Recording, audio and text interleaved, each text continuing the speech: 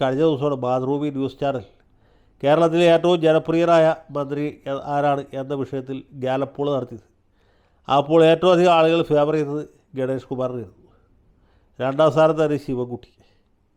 അപ്പോൾ എത്ര ജനകീയനാണ് ഗണേഷ് കുമാർ എന്ന് ഞാൻ പറയാതെ നിങ്ങൾക്ക് മനസ്സിലായല്ലോ. അപ്പോൾ ഗണേഷ് കുമാർ വീണ്ടും പത്തനാപുരത്ത് മത്സരിക്കും. 25 കൊല്ലമായിട്ട് അദ്ദേഹം അവിടുത്തെ MLA ആണ്.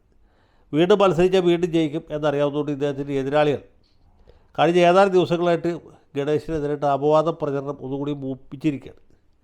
അതിൻ്റെ ഭാഗമായിട്ടാണ് ഉമ്മൻചാണ്ടിയുടെ മകൻ ചാണ്ടി ഉമ്മൻ പത്തനാപുരത്ത് പോയി എൻ്റെ അപ്പയെ പീഡിപ്പിച്ച് മാനസികമായ സമ്മർദ്ദത്തിന് വിധേയനാക്കി മരണത്തിലേക്ക് തള്ളിവിട്ടത് ഗണേഷ് കുമാറാണ് എന്ന് പറയുന്നത്. ഗണേഷ് കുമാർ ചാണ്ടി ഉമ്മന് കൃത്യമായിട്ടുള്ള മറുപടിയും കൊടുത്തു.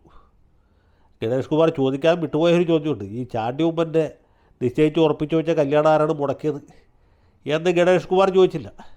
അതെങ്ങനെ മുടങ്ങിപ്പോയി എന്നൊരു ചോദ്യം ന്യായമായിട്ട് ഇപ്പോഴും നിലവിലുണ്ട്. അത് പോട്ടെ.